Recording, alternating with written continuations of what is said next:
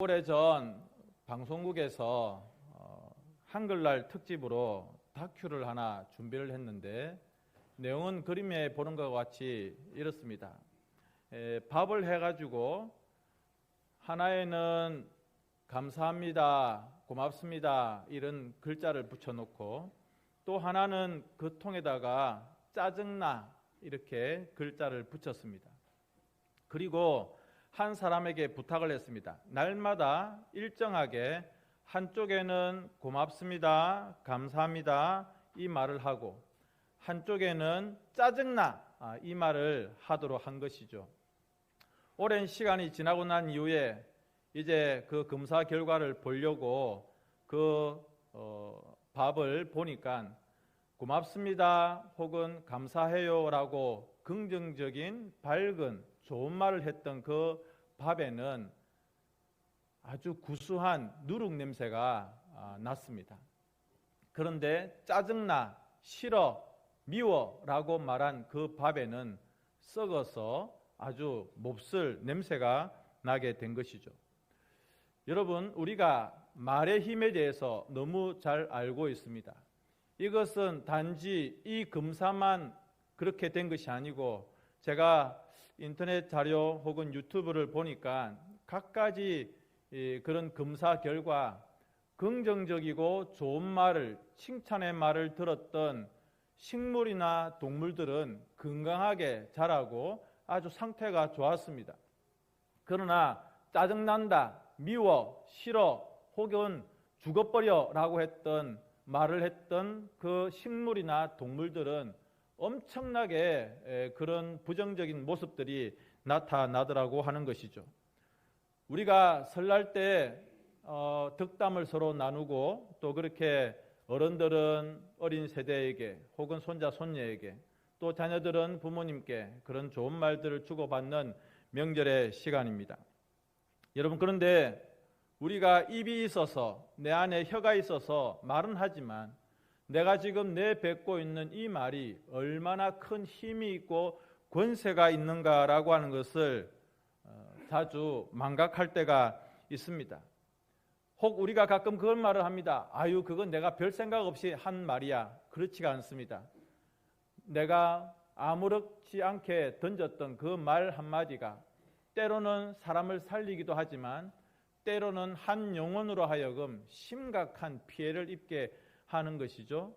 제가 솔직히 이 이야기를 여러분들에게 먼저 말씀을 드리고 싶습니다.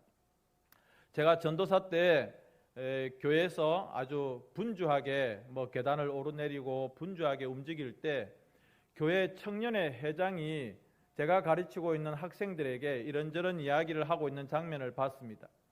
제가 올라가면서 그렇게 청년회 회장이 교회 학생들에게 이런저런 이야기를 할 때 제가 올라가면서 아유, 우리 애들한테 무슨 이야기 합니까? 라고 올라갔습니다.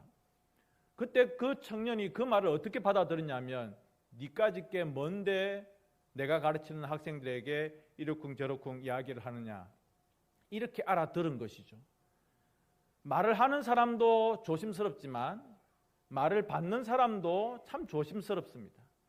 그래서 어떤 분은 상처 덜 주기, 상처 덜 받기 그런 말도 합니다만은 하필 제가 그 말을 할 때 그냥 제가 아무 말 없이 올라갔어야 되는데 한마디 던진 겁니다. 아유, 우리 학생들한테 무슨 이야기 합니까?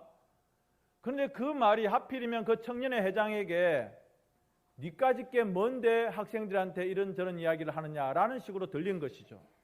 나중에 이 청년이 교회 담임 목사님을 찾아가가지고 목사님, 저 교회 떠나겠습니다. 왜 그러냐고. 그러니까 김종갑 전도사님 때문에 상처받았습니다. 성도님 여러분, 참 우리가 말하는 것 하나가 조심스럽고 가능하면 말하지 않는 것이 제일 좋을 것 같지만 그러나 말을 하지 않고는 살 수가 없고 하나님께서 우리에게 이 말하는 것으로 서로 대인관계를 하며 또 인간관계를 유지하도록 그렇게 해주지 않았습니까? 오늘 저는 이 말씀을 통해서 말이라고 하는 것이 얼마나 큰 힘을 가지고 있는지 살펴보고자 합니다. 우리 부모님들 가끔씩 한번 생각해 보십시오. 여러분들이 자녀들에게 좋은 말들을 많이 하셨습니까? 아니면 부정적인 말들을 많이 하셨습니까? 칭찬을 많이 하셨습니까? 아니면 욕을 많이 하셨습니까? 어릴 적에 늘 듣던 말이 어머니 아버지 입에서, 어른들 입에서 험한 말들을 많이 들었습니다. 그래서 우리의 마음 가운데에는 그런 부모님이 주신 그런 험한 말들, 그것이 부모님만 그런 것이 아니고 주변에서 어른들이 하는 말들이 뭐뭐할 놈아 뭐뭐할 놈아 얼마나 그런 말들을 많이 들었습니까? 그런데 말이 그만큼 힘이 있고 권세가 있음에도 불구하고 오늘날 우리가 잘 먹고 잘 사는 이유가 무엇일까 생각을 해봤는데, 전에 어떤 분이 그렇게 말하더라고요. 우리가 어릴 적에 콧물 줄줄 흘릴 때 할아버지 할머니가, 엄마 아빠가 손수건을 코에 틀어지고 흥해! 흥해! 그래서 우리가 흥하고 있는 겁니다. 저는 포항시 흥해업이 너무 좋습니다. 저 동네는 분명히 잘 될 겁니다. 흥해! 흥할 수밖에 없어요. 그렇게 욕을 많이 하고 그렇게 야단을 많이 쳐도 흥해! 하니까 어릴 적에 그 말을 너무 많이 듣고 코 흘릴 때마다 흥해라고 하니까 그 소리를 듣고 자란 우리들이 지금 잘 되고 있는 것이 아닌가. 웃기기 위해서 했는데 별로 웃지 않으셔서 죄송합니다. 자, 첫 번째로는 오늘 우리가 20절과 21절에 봤는데 이 말이라고 하는 것이 우리의 삶에 어떤 영향을 끼치는가라고 하는 겁니다. 20절에는 사람은 입에서 나오는 열매로 말미암아 배부르게 되나니 곧 그의 입술에서 나는 것으로 말미암아 만족하게 되느니라. 의아합니다. 우리는 내 입으로 밥숟갈을 또는 음식을 집어넣어야 배가 부를 것 같은데 오늘 성경은 입술의 그 말로 말미암아 배부르게 된다 이렇게 말을 하고 있습니다. 우리의 입술에서 나오는 그 말이 얼마나 중요한가. 내가 내뱉은 그 말로 말미암아 우리가 잘 알고 있는 속담처럼 한마디 말로 청량빚을 갚는다. 여러분, 천냥의 돈을 갚으려고 하면 일평생 고생해야 됩니다. 내 몸으로 내 육체로 엄청나게 고생을 해야 됩니다. 그런데 육체로 다 갚을 수 없는 그것을, 내 몸의 노동으로 다 할 수 없는 그것을 어떨 때는 말 한마디로, 우리가 성경에 보면 예수님께서 비유로 하신 말씀 중에 빚을 탕감해주는 이야기 있지 않습니까? 그 사람을 불쌍히 여기는 거예요. 그래서 주인이, 왕이 그 엄청난 빚을 탕감해주는 이야기를 보는 것이죠. 마찬가지로 우리가 선한 말들, 덕스러운 말들을 할 때에 그 말이, 그 지혜로운 말이, 그 사랑이 담겨 있는 그런 말들이 그 사람으로 하여금 감동을 받게 하는 것이죠. 그래서 내가 일평생 몸으로 다 할 수 없고 노동으로 다 할 수 없는 그것을 이 말 한마디로 해결할 경우들이 있다는 것을 오늘 성경에서 말하고 있는 것이죠. 21절에는 죽고 사는 것이 혀의 힘에 달렸나니 혀를 쓰기 좋아하는 자는 혀의 열매를 먹는다 그렇게 말하고 있습니다. 저는 어릴 적부터 제일 많이 들었던 말 중에 하나가 확 죽여버릴까. 여러분, 이게 너무 무서운 말이에요. 우리의 말이 죽이고 살리는 권세가 있다고 했는데 너무너무 죽인다는 말을 많이 하는 것입니다. 성경은 우리에게 사랑의 말을, 위로와 격려의 말을, 제가 알고 있는 강 장로님이라는 분이 계시는데 지금은 은퇴하셨습니다마는 경남 모 교회에 은퇴 장로님으로 계시는데 그 딸 이름이 뭐 밝혀도 괜찮겠습니다. 강미양이라고 하는 딸이 있습니다. 제가 가르쳤던 제자인데요. 그 애가 중고등학교 시절 제가 SFC 학생으로 가르칠 때 소원이 뭐냐면 아빠한테 사랑한다는 말을 한번 듣고 싶은 거예요. 여러분, 우리가 사랑한다는 말 자녀에게 정말 잘하지 않습니까? 아이고 사랑스럽다, 사랑해. 그런데 어릴 적부터 쭉 자라왔지만 자기가 고등학생이 되는 그 시절까지 아빠한테 사랑한다 내 딸 미양아 이 말을 한 번도 들어보지를 못했다는 겁니다. 하나님은 우리의 입을 열어서 사랑하고 축복하고 위로하는 말들을 가족들과 아내와 남편에게, 부모님에게, 또 우리 주변에 있는 가까운 사람들에게, 모든 성도들에게 그렇게 자주 하기를 원하시는데 왜 이 말을 아끼는지 모르겠습니다. 제가 대신방 때 가끔씩은 권사님과 장로님 손을 잡게 합니다. 그러면 막 오세인 권사님이 이렇게 합니다. 혹은 권장님이 오 이렇게 말합니다. 그런데 한번 잡아보십시오. 사랑한다고 한번 말씀해 보십시오. 라고 이렇게 이야기를 해봅니다. 그러면 권장로님이 그런 말을 하시고 옥 온 사람이 씩 웃으십니다. 이런 말이 필요한 겁니다. 여러분, 나는 경상도 남자이기 때문에 절대 그런 말 못한다라고 하지 마십시오. 눈을 감기 전에 그런 말 한번 들어보고 싶은 분들이 많은 겁니다. 미양이처럼. 우리는 왜 입술에서 비난과 정죄하는 그리고 욕설과 저주의 말들이, 사람을 죽이는 말들이 이렇게 많이 나오는지요? 이런 말들이 우리의 삶에 너무나도 좋지 못한 영향을 미친다는 것입니다. 혀를 쓰기 좋아하는 사람, 아나운서는 늘 말을 합니다. 스포츠 중계하는 사람들 늘 말을 합니다. 방송 출연하는 분들 보면 늘 말로 먹고 사는 것 같습니다. 여러분들도 혹시 목사는 말로 먹고 산다 이렇게 생각하시는 분이 안 계시겠지만 혹시 저도 마찬가지입니다. 저도 늘 말을 해야 되는 입장입니다. 그래서 가능하면 말을 안 하고 싶은데, 그런데 오늘 성경에는 말하기를 좋아하는 사람은, 어쩔 수 없이 말을 해야 되는 사람은 말 실수를 줄여야 된다는 것이죠. 여러분, 우리가 뉴스에서 가끔씩 정치인들이 하는 말, 제법 어느 위치에 있는 분들이 하는 말 실수를 봅니다. 왜 저런 말을 했을까? 그리고 그 사람도 되게 후회합니다. 내가 왜 그때 그 말을 생각 없이 했을까? 그런데 주워 담기가 너무 힘든 것이죠. 왜냐하면 그 말이 나중에 고스란히 나에게 칼이 되고 총알이 되어서 나에게 돌아오기 때문에 그렇습니다. 죽어라 죽어라 했던 그 말이 나중에는 결국 나에게 돌아오더라는 것이죠.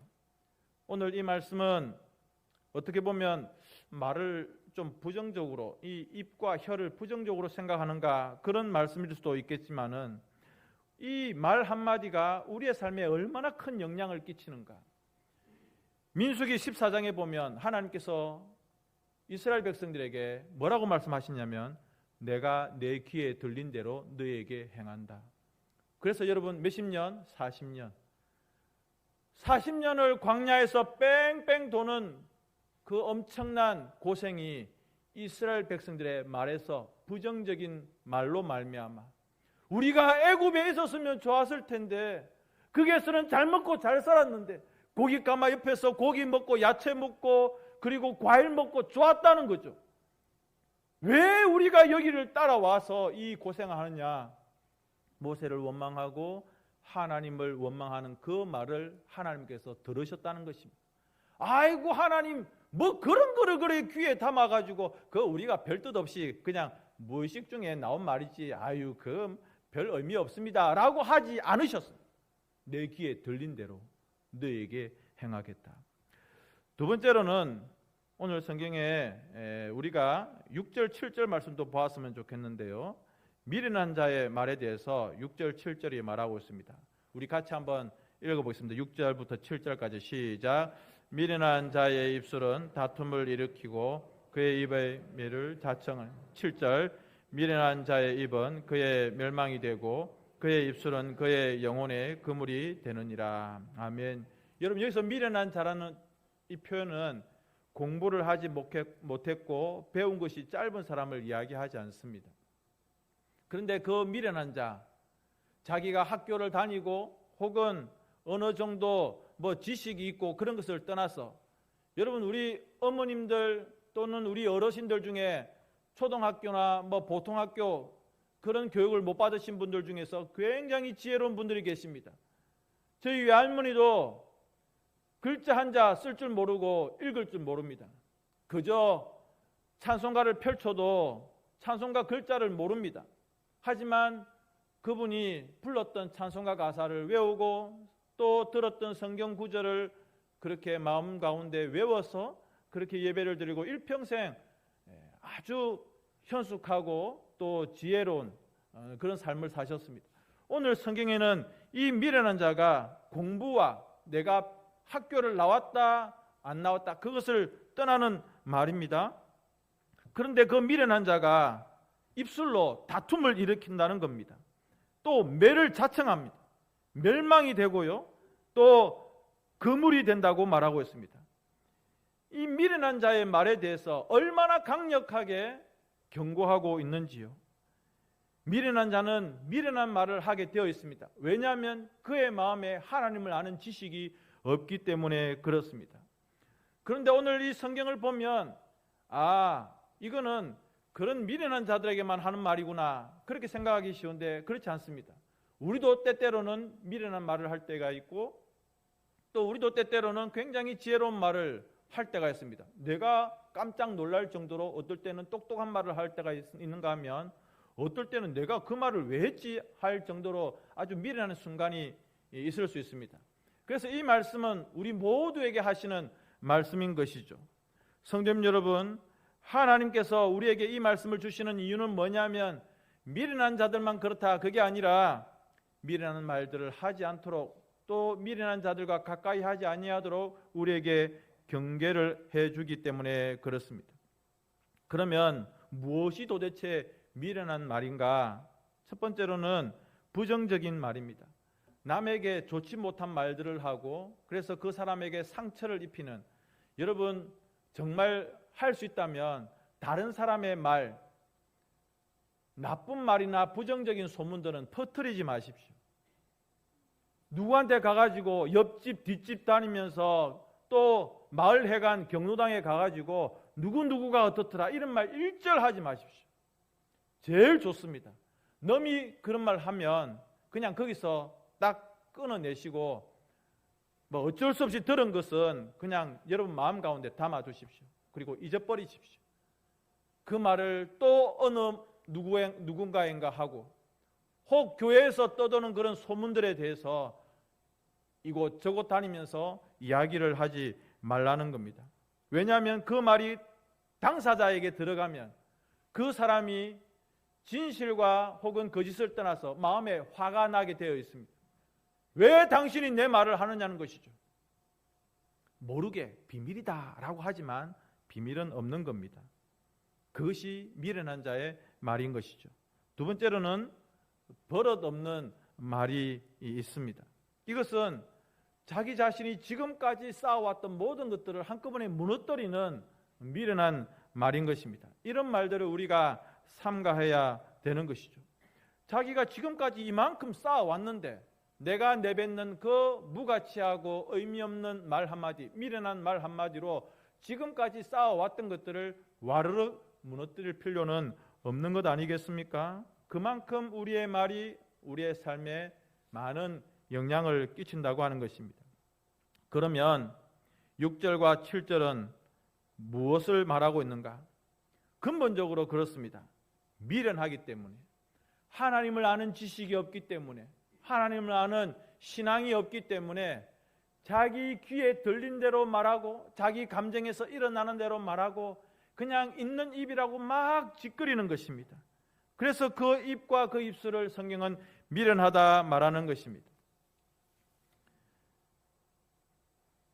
마태복음 12장 34절과 35절에 보면 우리 예수님께서 마음에 가득한 것이 입으로 나오게 되어 있다 그렇게 말합니다. 그리고 선을 쌓았으면 선한 것이 나오고 악한 것이 가득하면 악한 것이 나오게 되어 있다. 여러분 이 말씀이 분명한 말씀이죠. 이것은 그냥 단순히 내 입의 말로만 그치는 것이 아니라 내 마음의 문제라는 겁니다. 인격의 문제라는 겁니다. 오늘 새벽에 그런 말씀을 함께 나누었습니다. 마음. 유대인들은 자꾸 표적을, 이적을 구하는 겁니다. 자기 고향 사람 예수님께서 명절에 놀라운 기적을 행하시는 것을 보니 마을 사람들이 들뜨는 겁니다. 와, 저 사람 우리 고향 사람인데. 그런데 그 예수님을 만나가지고 그 예수님을 믿고 그 예수님을 경배하는 것이 아니라 하나님 나라를 마음 가운데 받아들이는 것이 아니라 그들의 마음에 예수님에 대한 그런 사랑의 마음, 신앙의 마음은 없고 이봐요, 또 다른 거 한번 보여줘봐요. 이 사람도 한번 고쳐보고 이 기적도 한번 해봐요. 와, 잘하네. 또 다른 것, 또 다른 것. 여러분 이 사람들의 마음에는 믿을 마음이 없는 거예요. 믿을 마음이 없으니까 구하는 것이 표적만 구하는 거예요. 기적만 보여달라는 거죠. 기적을 보여줘도, 증거를 보여줘도 믿지 않습니다. 왜? 그들의 마음이 이미 떠나 있기 때문에 그렇습니다. 마찬가지입니다. 사람도 자기의 마음에서 나오는 것들이 입으로 그렇게 표현이 되는 겁니다. 우리는 어떻게 해야 될까요? 미련한 사람이 되지 아니하도록, 미련한 말들을 하지 않도록 우리는 늘 말씀과 기도로 우리의 삶의 모습들, 인격들을 다듬어 가야 되겠습니다. 세 번째로는 우리가 진짜 조심해야 될 말들이 있습니다. 8절 말씀에 보니까 남의 말하기를 좋아하는 자의 말은 별식과 같다. 그리고 뱃속 깊은 데로 내려간다. 그렇게 이야기하고 있습니다. 혹시 여러분들 식사를 하고 아주 맛있는 커피를 마신다든지 케이크를 하나 이렇게 입에 넣고 달짝지근한 것을 간식을 이제 디저트를 먹어봅니다. 너무 기분이 좋죠. 별식이죠. 별식. 마찬가지로 남의 말은 아주 달콤한 별식 디저트와 같다는 겁니다. 내 입에 뭘 하나 집어넣어서 기분이 좋고 아주 상쾌한 것처럼 남의 말, 남을 헐뜯는 말이 그렇게 좋다는 것입니다. 그런데 성경은 그것을 조심해라 말하고 있습니다. 왜냐하면 남에게 하는 말들 중에서 좋은 말이 별로 없습니다. 여러분들이 한번 생각해 보시면 누군가의 귀에다 대고 숙덕숙덕 했던 말들 중에서 아유 그 사람이 이번에 복을 받았다더라. 아유 그 사람이 이번에 아주 건강이 좋아졌다더라. 이런 이야기를 많이 하십니까? 아니면 헐뜯고 비방하고 부정적인 이야기들을 귀에다 대고 이렇게 이야기를 많이 하셨습니까? 물론 여러분 그 사람이 걱정되고 염려가 되고 또 그 사람을 위해서 기도하고 싶은 마음에 그런 이야기 했다라고 말할 수도 있겠지만 그러나 우리의 속에는 이 마귀 사탄이 우리의 감정을 막 어지럽게 만들고 더럽게 만들어 가지고 그 사람에 대해서 좋지 못한 말들, 그래서 그 사람이 들으면 화가 나고 분노가 일어나는 그런 말들을 할 때가 많이 있습니다. 왜냐하면 그것이 남의 말이기 때문에 그렇습니다. 남의 말 하는 것은 별식과 같아서. 그래서 여러분 남의 말 하는 것 정말 조심해야 되고 경계해야 됩니다. 입장을 바꿔서 한번 생각해 보십시오. 누군가가 나의 말을 한다. 제가 말씀 준비하면서 갑작스럽게 떠올랐던 장면이 하나 있습니다. 뭐 이게 영화인지 드라마인지는 잘 모르겠는데 여자분들이 이제 뭐 화장실에 가서 화장실 안에 들어갔습니다. 뭐 꼭 여자든지 남자든지 간에. 그런데 이제 나머지 일행들이 우르르 들어와 가지고 하면서 그 기집애 뭐 이러면서 막 그 화장실 안에 들어있는 그 사람에 대해서 막 이야기를 합니다. 헐뜯습니다. 안에 있는 사람이 이를 보다가 자기 이야기를 막 이야기하는 것을 화장실 안에서 듣죠. 그런 장면들이 갑자기 떠올랐습니다. 그런데 이제 막 그렇게 헐뜯고 그 사람을 막 욕하고 있는데 화장실 문이 벌컥 열립니다. 그리고 당사자가 나옵니다. 뭐라고 합니까? 너희들 말 다 했어? 이렇게 하죠. 그러면 분위기가 싸해지는 거죠. 여러분, 내가 하는 그 말들이 무서운 결과로 돌아온다는 그것을 말씀드리려고 하는 것입니다. 굳이 누군가에게 말을 하려고 하면 좋은 말을 하시고 칭찬을 말을 하시고 그 사람의 속해 있는 공동체 또 내가 속해 있는 공동체 가정이든지 교회이든지 설날 명절 오고 가시는 걸음들이 많았을 것입니다. 우리의 자녀들에게 손자 손녀들에게 그래 너희들도 앞으로 건강하게 복 많이 받고 하나님 잘 믿고 그렇게 우리 행복하게 살자라고 해주시는 그런 말씀들 아마 많이 주고 받았을 것 같습니다.